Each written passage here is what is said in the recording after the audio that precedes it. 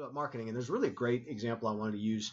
A lot of times people get sales and marketing confused, and marketing is a little bit different. I was thinking about Texas Tech again, and there's a great video that I want to show you that I think talks a little bit about what goes behind a really good commercial or marketing campaign. And we at Texas Tech have a really good marketing person here. Our director of marketing is Michelle Hoagland.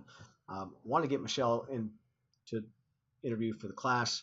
Just making it hard. This whole video thing's making it hard to get a guest in here. So this is like a good as any way to do this and talk about what happened behind the campaign and how it played out into a final end product. We talked yesterday about some of the better commercials. We've got a discussion board question about a commercial or something that you remember that you really liked, and I thought this was a pretty good spot that Tech did last year talking about Texas Tech, and so I wanted to show you kind of a behind the scenes look at the video. So back in March or early spring, my brother sent me a link to a music video, and he just casually said in there, "Hey, this would be really cool for the institutional spot." And I emailed back and I said, "Yeah, it would be." And then I just sent it to Digital Base, and they were like, "We have to do this." So that's where the idea was born. Well, this production was unique from the standpoint that we produced the NCAA commercial for Texas Tech for several years now. And Michelle Hoagland contacted us and said, "Hey guys, this is kind of what we're thinking. Can we pull it off?" We were up for the challenge, and we decided we needed an expert, we needed a high-speed camera, and we needed a great location, and we needed all the elements that is Texas Tech.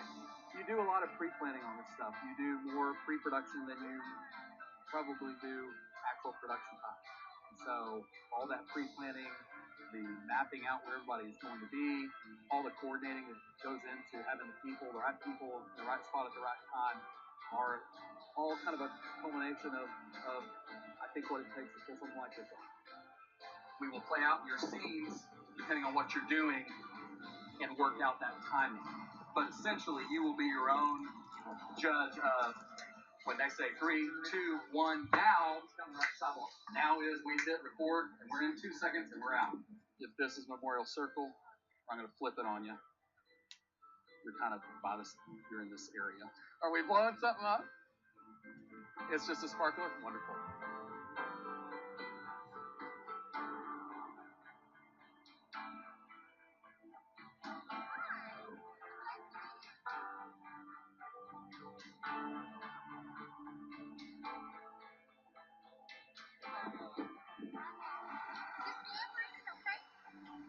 We're about 4s. Well, when we swing catch you guys, it's going to be about 0.5 seconds actual flyby time. So that's all it's going to be, and it's going to play back in super duper slow mo. Well, we knew there's no way that you can only plan so much, and the more planning you do, definitely the better. But there's no way that you can really know everything until you're there, until you cue everybody, until you see everything, and then you just got to give them tiny little adjustments. A little earlier than last time, a little later than last time. You're early, whatever. So it's staying right here. Yeah, I think so. Still finishing that spin at the final. So trying to catch the very last part before y'all take that pose where she's out at the top. Your number's now 10. Okay. You guys, I'm changing your number. You're 4. Come with me. Okay. Shift, everybody. Come further this way. There you go. It's right here. This is close. And we'll adjust your footing.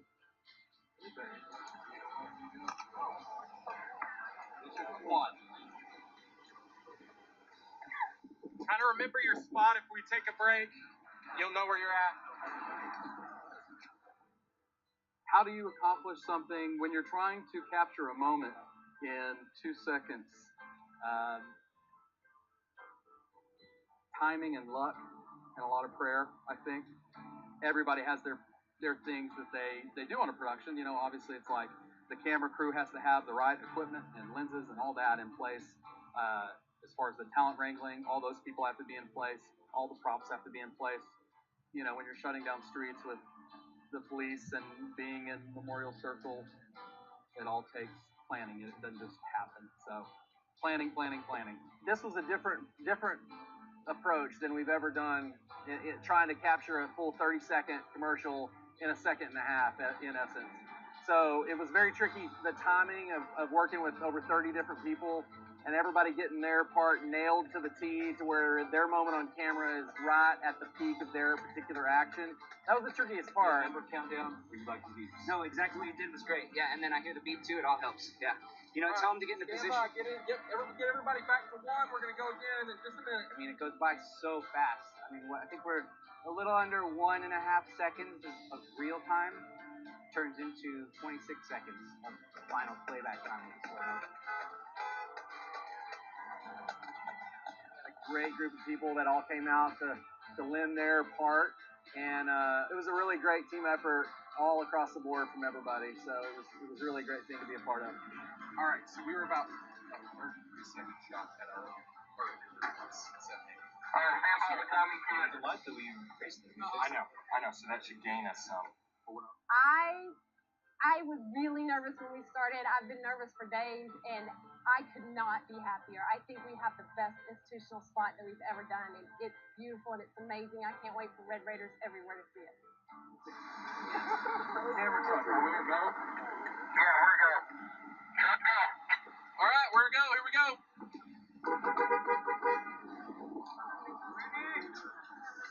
Everybody you're hot.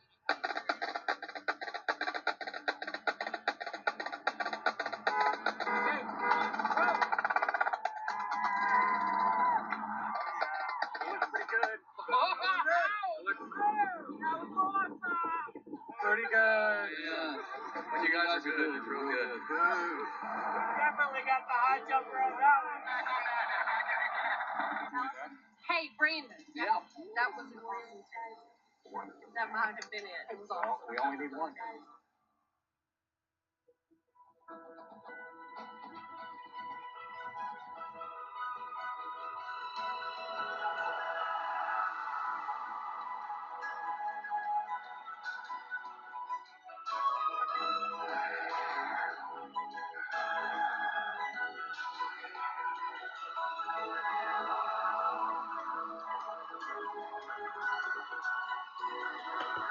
This is Texas Tech University. So that was the video, and I think pretty good. And if you look back on it, there were some things in there that were there for a reason. You know, you had the guy with the dog, the service dog, and he was in there to deal with that. You had lots of different other things in there. You had the meat judging team. You had the high jumper, which we were glad about because in athletics, because he was a national champion high jumper. All those things were part of that, and I think it turned out to be a pretty good commercial. And again, I think people watch that, they think, hey, that was done, green screen or something like that, and it turns out it was not. Trying to get to where we were yesterday. And again, you just need to know the things of how you want to market, and sales can be a part of that. We do a lot of commercials here for athletics that are branding spots, but also they are done because they help us sell tickets, which ultimately is what we're trying to do. That's our product for the most part, besides the product we put on the field. So today we're going to talk a little bit about sales. And I've done a stint as a salesperson. We've all done sales. I'll ask you about that in the discussion board if you've done any sales. And here's a slide that just talks about the one thing that hurts the most salespeople, and it's something called call reluctance. It's hard to be a salesperson for some people. It's hard to go out and ask for the order and go out and do the things that are involved with sales. And we don't like, who likes rejection? Nobody likes rejection. It's like dating, right? It's a numbers game. If the more people you can talk to, the more people you can ask, the more sales you'll have, and the more you feel better about yourself. And generally, this will be a test question. I'm about to tell you, and it's not a slide, I don't think. But generally in our business, electronic media, if you can sell 30%, you're doing fantastic. So you got to see 10 people to sell 3. And I guess it generally means if you go 0 for 10, you got to see 10 more. And eventually you might sell 6 of those. It works out to be, if you're really good, you'll sell 30% of the time. Which means that's a lot of rejection. For me, that's, again, a lot like dating, a lot of rejection. You've got to be ready for that, and you've got to be able to put that aside. Call reluctance is the number one thing that torpedoes salespeople. Call reluctance. They don't want to call. So the very first sales call I ever made when I was a salesperson was to a place called 19th Street Carpet Warehouse. And I worked for KLBK here in Lubbock, and I was a salesperson. And I was young, and I had the salesman uniform. I had the blue blazer, khaki pants. I went out to 19th Street Warehouse, and I gave the lady my great card. It was a vertical card, not a horizontal card. It was beautiful. It had a gold embossed 13 on it. I really was proud of it. Gave it to her, said I'm here to see a guy, and the manager. Cold calling them. Cold calling is you just go out on your own and try to sell them. You don't make an appointment or anything. And she leaves, and I wait there for a long time. And finally, out of the back of the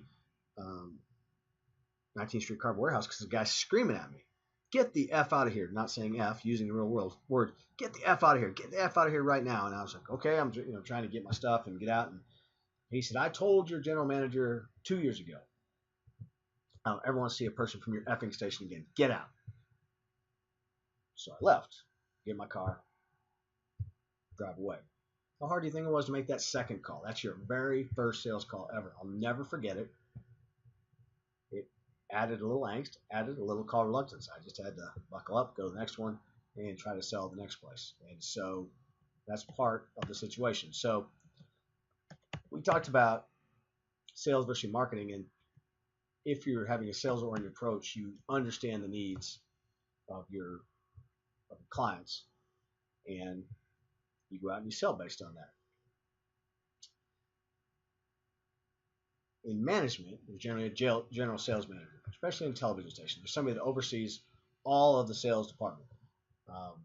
They create the policies, they create the objectives, they coordinate sales with marketing, they coordinate sales with production, they coordinate sales with news, they maintain the budget, they oversee the personnel, they work with the clients at all levels, they approve copy, contracts, all those things. And again, we don't turn over things like financial situations, right? We handle those ourselves.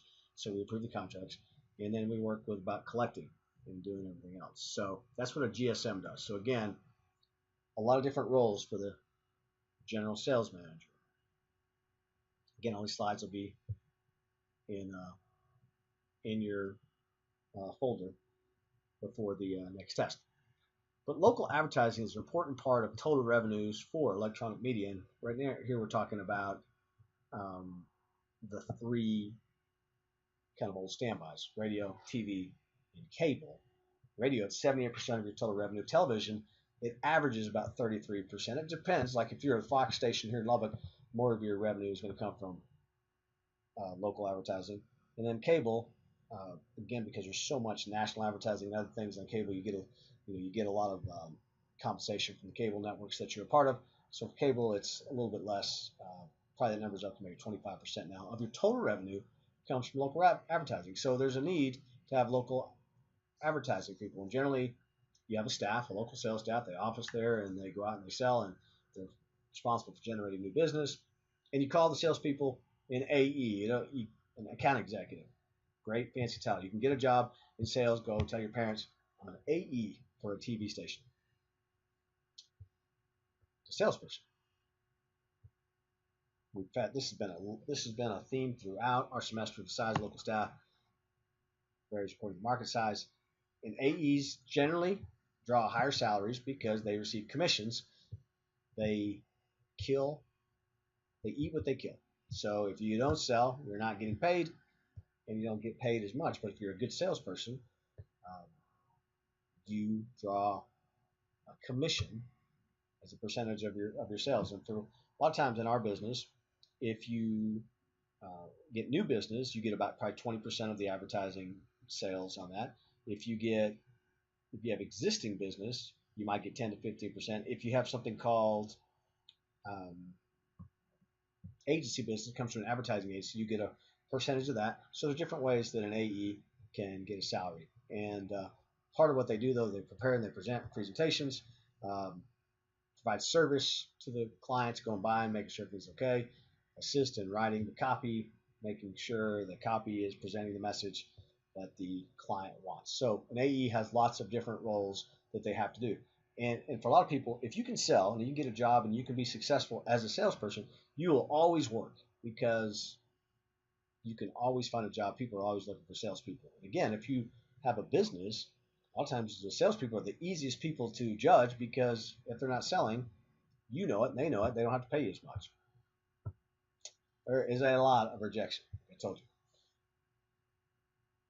Generally, under the general sales manager is a local sales manager, and they oversee the local sales staff. So,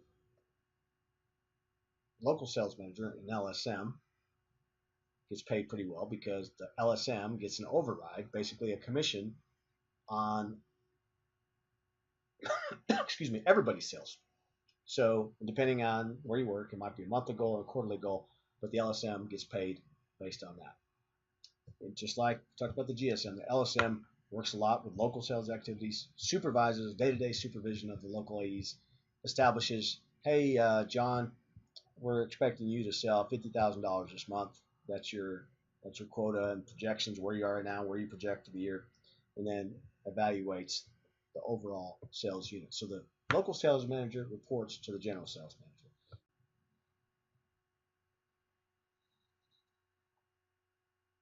Got interrupted there, but again, so the LSM does all those things. Again, just like any manager, you evaluate the unit, you supervise, you do different things along those levels. So if you're in print, you're maybe not limited as much because you can say we can add more pages if we sell more. But obviously you have a certain amount of inventory you can sell. If you're selling a 30-minute television show, generally there's about 8 minutes of advertising in it. If you're selling an hour television show, you can depend, it could be 12 to 16 minutes. You have to decide, you have to see where that is, what you can sell, and then what you're going to charge for that. In radio, they call the amount of time available as inventory. In television and cable, TV term, they use the term availabilities or avails, and it's used to, again, refer to the amount of time available for advertising. Radio, it's inventory. Television and cable, it's avails. When I sold, this was before computers, really, and we'd get a printout every day. Here are your avails. And man, this show had 4 spots left. This show had 2 spots left. Spot being what the commercial was called. And you go out and sell based on that. But again, the LSM really rides herd on your avails in television or your inventory in radio. The revenue projections and the rates are determined by the demand of the advertiser. If you have a really good news program, popular news, you can charge more for it. So, depending on demand. And again, they're called spots, almost always negotiable in all markets, all sizes, and supply and demand really rules. If you have less spots, if you're selling right now a show that's really popular, and I can't even think of a show that's really popular, but if you're selling a really popular show, you're probably not coming down on rates very much. If you're selling the Super Bowl, the demand's there, so you don't have to change the price. If you're selling the Beef O'Brady Bowl, you probably have some room to negotiate on the price. In television, again, we're talking television, there's a lot of variables. The number of available spots varies according to the day part, and obviously the more viewers, the more the cost. So in prime time, you have less time because the networks own so much of the time. During the daytime, you have more room there. Again, TV spots are tied to ratings performances. Generally, when you're dealing with an advertising agency, if you're dealing just like with a local business, this doesn't come into play as much. But if you go to an advertising agency and you say, this show is going to do this rating, and it's going to do it over the course of this period, then later, when they actually get the ratings numbers, if you promise them, for example, 100 rating points, and you delivered 90 ratings points, a lot of times they'll come back to you and say, we need a make good, and that is a free ad to make up those 10 points. So we need a program that's going to make up those 10 rating points, or however that works, 2 spots at 5 each, or whatever.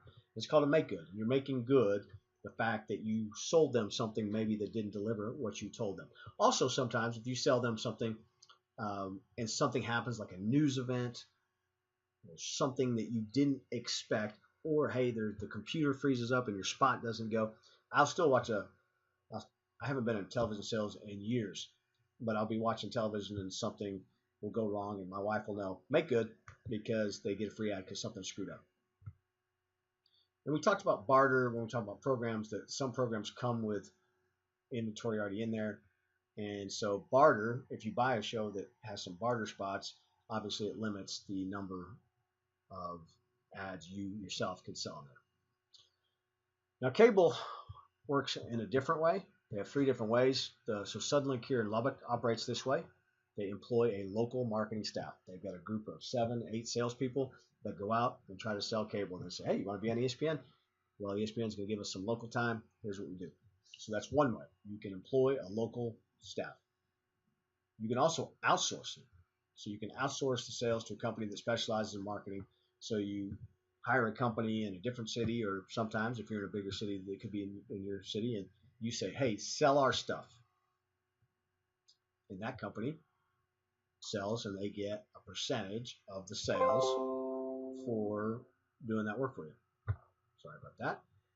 And the last one is there's something called an interconnect. And so you can say, so Suddenlink has a great interconnect because they can say, hey, we're in Lubbock, we're in Abilene, we're in Midland, Odessa, we're in Amarillo. I don't know if they are or not in Amarillo. We are in Dallas. I don't think they're in Dallas. But wherever Suddenlink is, they can say, hey, you're selling cars, or you've got some kind of business that's trying to attract people in all those cities. Use our interconnect, and it'll increase your effectiveness because we'll put you on all these different stations.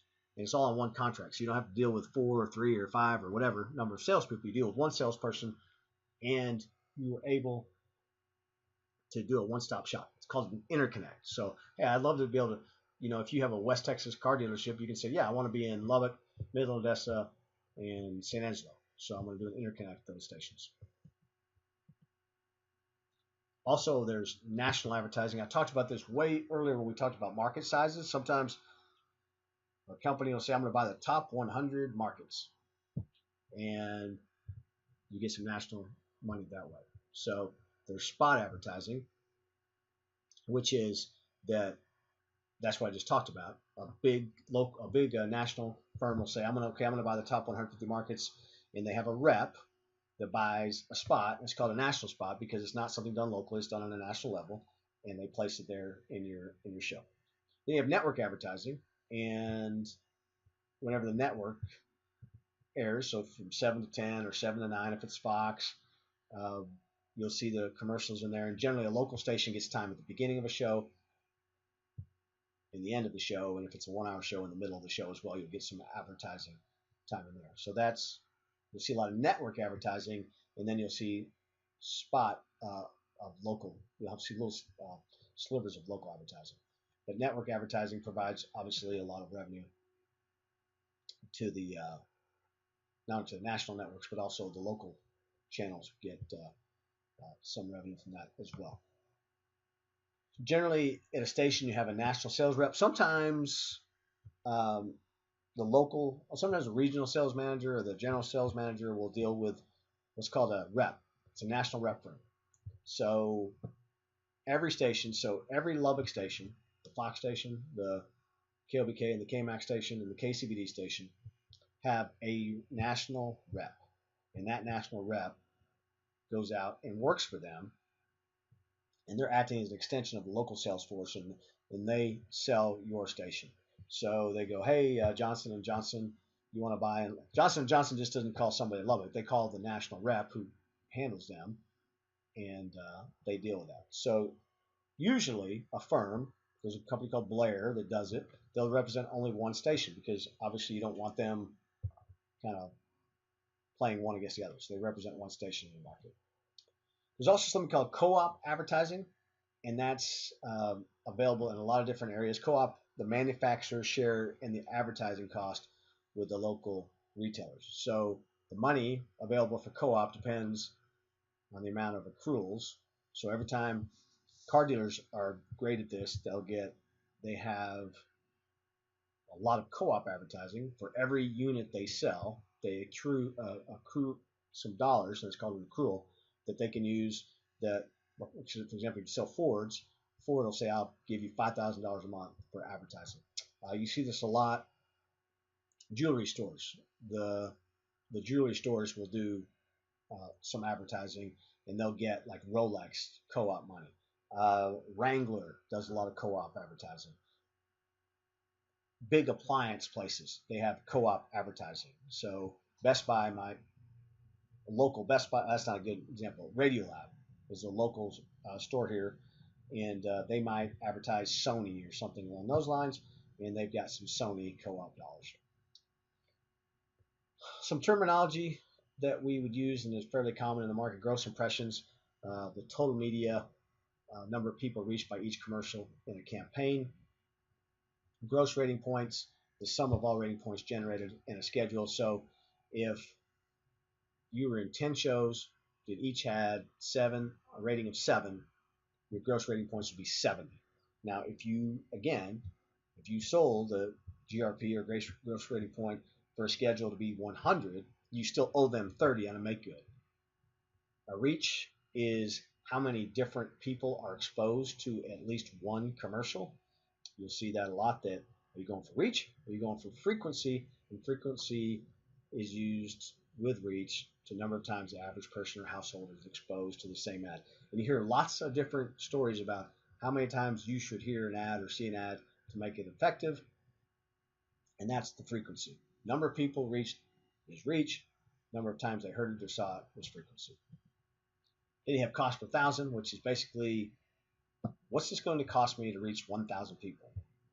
And then there's something called cost per point, where if you said, okay, we're going to give you 700 rating points at $700, that would be $1 per point.